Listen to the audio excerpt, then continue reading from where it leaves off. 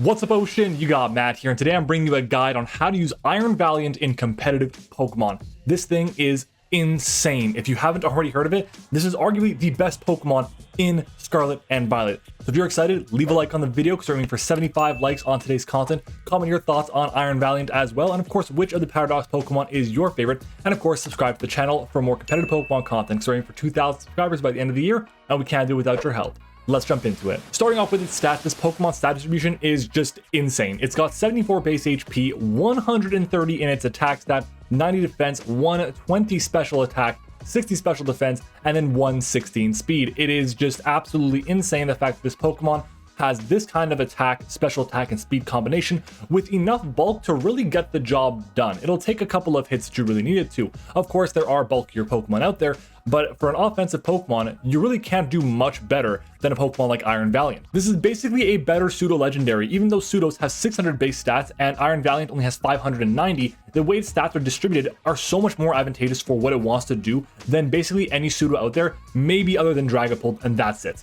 This Pokemon has great stats, and its typing really pairs well with it. It is the first Fairy and Fighting type in the entire game, which is absolutely incredible. Fairy type and Fighting types combined have a weakness to Flying, to Poison, to Steel, to Psychic, and to Fairy.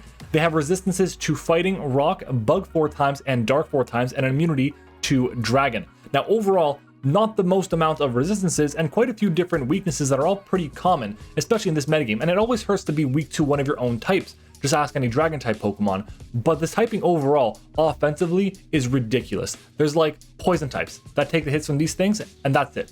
Everything else is taking neutral or better damage. Poison types resist both, sure, no problem, but you have coverage for days with this Pokemon. And on top of that, your ability, Quark Drive, is insane.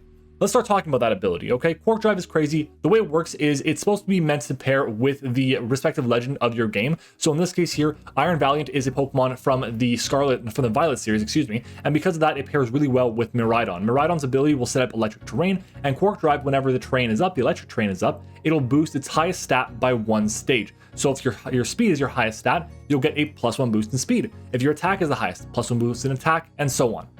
You get around this though, because right now, in Smogon, Miraidon is not legal. You can't use Miraidon in a OU tier. You have to use it in Ubers. But to get around this, you run an item called the Booster Energy. It's a consumable item, so it's one-time use, and as soon as you get onto the field, what will happen is you will consume the item, and it'll boost your highest stat. It'll give you basically the effect of your Quark Drive like that. That's huge, because it means you can basically get what would likely be a free choice scarf or a free choice band on this Pokemon at the cost of your item, which is the same thing you'd be doing with choice band or choice scarf. It's only usable once, which is a little unfortunate, but the advantage for it is you can switch up your moves, unlike the choice band and choice scarf. So a really big deal there. The main thing with this Pokemon is it really can do a lot of things. If it's Jolly, you know it's gonna be boosting its speed. If it's Adamant, it'll be boosting its attack all the time. So you can find out kind of what speed tier it is based on that. Really solid option here. Moving on though to its move pool, it's got a really wide range of move pool, and for the first time in this series, I'm actually going to be covering these move pools in terms of the different types. I'm going to be looking at physical moves, then special, then status moves. For physical moves, you have Close Combat, Drain Punch. That's your fighting stab. Really good options. Both of them are fantastic moves. Super standard to have on basically any fighting type Pokemon. Knockoff is there. It's a way to hit the ghost types that are going to come in and try and pressure you out. It's a way to hit the psychic types that are going to resist your fighting type attacks. It's also good generic support for your team. Leaf Blade is great against Pokemon like Gastrodon and Quagsire, which have huge buffs in this generation. There is Spirit Break, which is your main form of physical Fairy Stab, an amazing move. Obviously, we would like for this thing to have Play Rough, which is 90 base power compared to Spirit Break, which is only 75 base power, but on 130 attack and a potential +1 boost, do you really need 90 base power, especially when that move is only 90% accurate? The last game I ever played in Sword and Shield, I missed the Play Rough, which cost me the game. So yeah, I'm okay without having Play Rough, all right?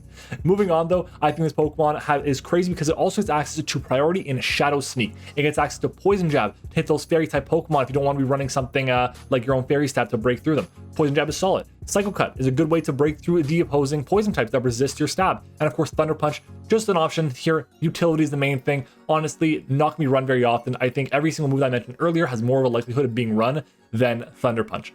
Then for special, this thing has 120 special attack. That's really good, okay? I'm just gonna say, physical is definitely better, but special is a possibility. It gets access to Moonblast, not just Dazzling Gleam. So it gets Moonblast for the singles matchup, D-Gleam for the doubles matchup, so you get both targets. It has Psychic and Size Shock. It has access to Thunderbolt, which is great again for certain matchups. It's also got access to Aura Sphere and Focus Blast, depending on how much power you want out of your attack or consistency. Shadow Ball, and Hex depending on the situation against those incoming ghost types. It has access to Icy Wind for dragons, but also for speed control, and has Future Sight off of 120 base special attack. It's going to do a lot of damage. And as for its status moves, you got moves like Agility for speed boosting, Taunt for certain ways to break through a lot of fat, Swords Dance, which is an amazing move. This Pokemon forces so many switches. Having access to Swords Dance, you Swords Dance on the swap, it's over. Game's done. You got +1 boost in your speed, it's over. You won the game. Just forget about it, okay? Unless you have to deal with something like a Skeletor, which is like the main issue for this Pokemon. Then you have Trick, which can be nice depending on what you're going to be running. Even if you run the booster energy and you're worried about your opponent running a very specific item to counter you, and they are running that, let's say, I don't know, let's say Skeletor is just coming in or something, and you want to go for a Trick to get rid of its heavy duty boots, you can then hazard stack it. That's a good option there as well. Other than that, it's got access to Destiny Bond, which could be good because of your speed stat in case you want to take something down with you. And then for doubles, you have access to Wide Guard, really solid, and Quick Guard, of course, and then Helping Hand as well. Those 3 moves are specifically for doubles. Moving on to the teammates here. This Pokemon here has a lot of really good teammates, and most notable one is Everything. You just slap this Pokemon on a team and it's going to do well. It is the best Pokemon in competitive Pokemon right now that is not a legendary Pokemon. Yeah. But we'll be a bit more specific, just a touch more. One of the best teammates you can have with this is Corviknight. This Pokemon is weak to 5 different types. Corviknight resists all of them. That's absolutely huge. One of the best things about it is that it does the resisting, but it also pivots really well into your Iron Valiant, and it can get rid of hazards for you that aren't going to be through means like Rapid Spin, so you can't spin block them, which is really good. Other than that, we have Goldengo. I think that Ghost types pair really well with the Iron Valiant here, but it also just happens to be a Steel type, which also resists a ton of the types that Iron Valiant is weak to. This Pokemon also is immune to status moves. Its ability, Good as Gold, makes it so that status moves in general, it's immune to them. So it doesn't mean that it's immune to status options like Will-O-Wisp and Toxic, or Thunder Wave even, but it's immune to any type of status. It can't be taunted, for example, which is great. Really useful in certain spots. This Pokemon is great because Iron Valiant forces a lot of Will-O-Wisps and Thunder Waves coming its way, and having Goldengo in the back to support you is really useful. Other than that, you have King Gambit, which is really good because what King Gambit does is it focuses on your opponent wearing down your own team, using Supreme Overlord to boost up its power, and then being able to go for just Sucker Punch shenanigans to win the game. That's pretty much what it likes to do. And Iron Valiant's a great Pokemon to break in the early game. So if it does end up going down, you're basically taking down one of the answers to the King Gambit as well, and you can then fire off some Sucker Punches to win the game with that thing.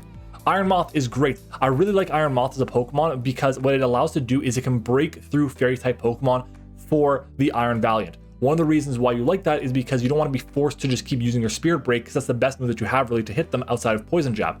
Poison Jab is not stab. It's 80 base power, it's solid, you got good attack, but you don't want to be losing your Iron Valiant when you have an answer to that, like an Iron Moth, which 4 times resists those attacks anyways. For those who don't know, Iron Moth is poison and fire. It's also got great stat distribution overall, and they form a great offensive core together. Then there's Tyranitar and Sand. So the reason I have this over here is because the chip damage that T-Tar and Sand provides for something like Iron Valiant is really, really useful. I also think that one of the best types to Terastalize into for Iron Valiant is actually the Steel type, which would then be immune to Sand, so really useful there. But by extension, having the Sand chip is going to be really good because you have access to the Sand Sweepers like Houndstone, which is, again, a really solid Pokemon, especially with Last Respects. In a similar vein that the King Gambit is a really solid Pokemon because of its Supreme Overlord ability. T-Tar also does a good job because it's able to force in a lot of fighting moves. Fighting moves are going to do very little to a Pokemon like Iron Valiant. Then the last mon here I have is Chien-Pao. These are arguably the 2 best Pokemon in terms of the offensive presence in the metagame right now, and they're on a lot of different teams. And because of the presence of Chien-Pao, Mach Punch is being run a lot in the metagame, so be ready to just switch hard into from your Chien-Pao into your Iron Valiant, get your boost potentially off your booster energy, and just start going to town that way. Really solid. These 2 types, just the offensive duo they create is insane. Moving on to the best Terra types for this Pokemon, I think Fairy is absolutely amazing. It is better than having the Fairy Terra type than the Fighting Terra type. Reason being is Fairy is just a better type in general. Overall, you keep the immunity, you have a lot of resists. Most of your weaknesses come from your Fighting type actually, so you're going to reduce your weaknesses, which is really nice. And the Fighting doesn't really, well, provide you with any notable resists other than like, what, Bug, Rock, that's really it. Other than that, I think Steel, like I mentioned earlier, is really solid. You can protect yourself a lot from incoming Poison type attacks, incoming Steel type attacks if you really need to. It also gives you a really strong way of hitting opposing Fairy types. Terra Blast, 80 base power, Steel move, physical, can break through, gets the stab bonus as well. It can be really useful. Psychic is not bad at all because it helps beat Poison types, which are the only type that actually resists your dual stabs, so that's useful too. And I think Ground is also a possibility, but Ground is really not going to be better than Poison in most options. Reason being is because a lot of these Poison types actually have a way to, or they're like dual types. So they have a way to like avoid taking super effective damage from ground type attacks. Just imagine like Venusaur, for example. Venusaur would rather take a Terra Blast ground than a Terra Blast psychic. That's the main reason. Okay. In terms of items, that is really good with. Items, of course, are going to include the Life Orb, which is again one of the best items to have. Really good if you don't want to be relying on the booster energy on this Pokemon here. Not always going to be what you want to do. Works really well on a Swords Dance set or just a Breaking set, or if you want to come in multiple times, you can use that. A Choice Scarf also works really well. One of the reasons why the Choice Scarf is so good is because it boosts the speed of this Pokemon for the entirety of the battle, at least until you get knocked off, unlike the booster energy, which is only one time. So it depends on how often you want to have this Pokemon coming in. So just like Life Orb there.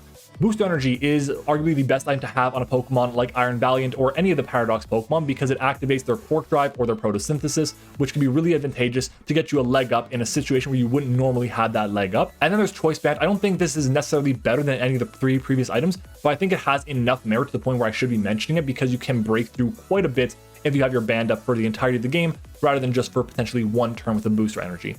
Moving on to a couple of sets, I have 3 sets for you guys today. I have starting off with a Booster Energy set, of course, Quark Drive with the Jolly Nature, running Spirit Break, Close Combat, Psycho Cut, and Swords Dance. This set here is really good because you get a speed boost based on the way I've EV'd it, and then you'll be able to break through really well if you get a switch out. If you're dealing with something that's really weak or has been chipped down significantly, or you get a memento off onto it, then you click Swords Dance once, you're at +1 speed, +2 special attack, and you're able to break through basically everything with almost perfect coverage.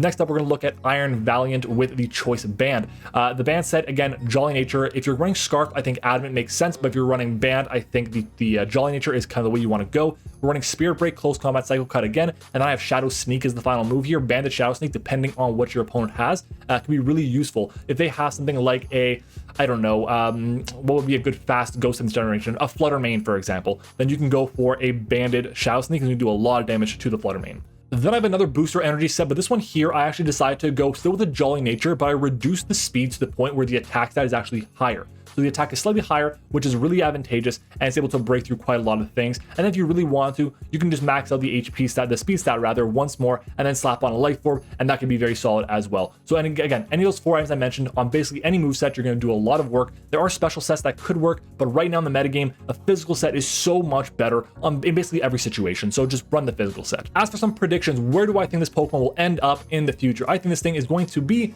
Ubers. Easily, it is the best Pokemon in this generation right now. That is not a legendary Pokemon, and even then, it might be better than some legendaries. So that's just crazy. It's getting banned. That's what's happening. I think that it's going to take a little while for the ban to happen, but maybe in about 3 weeks' time, it's going to be banned. Hopefully before then, to be honest. It's just not healthy for the metagame. It really isn't. The fact that basically you slap this thing on any team and it's able to break through basically anything is not a good thing. It's really hard to reliably check. That's one of the issues, and its coverage is just absolutely insane. That if you're really having a hard time dealing with Skeletors, which the sets that I showed have a hard time dealing with, you can just run Knockoff instead of one of your other moves, and you can deal with it that way. So you have other options around it. I would say that this Pokemon doesn't have many counters, so be ready to deal with it on your teams on the ladder. In Ubers, I can see it being paired really commonly with something like Xerneas, which is one of the better potential Ubers that are going to come to this game at some point. Whether it's a Nat Dex format that you're going to have on Showdown or it's going to be something in game, you want to make sure you have answers to Xerneas, really good answers to Xerneas, but all the Xerneas checks kind of lose to Iron Valiant. So yeah, be ready for that. Power Herb, Geomancy plus Booster Energy on the Iron Valiant is not going to be a good time. On to VGC. In VGC, it is arguably the best individual breaker in the tier. The reason being is it is fast, it is hard hitting, and gets the boost, and if ever the Miraidon comes available, then you're going to get another boost to your attack as well, or your speed rather.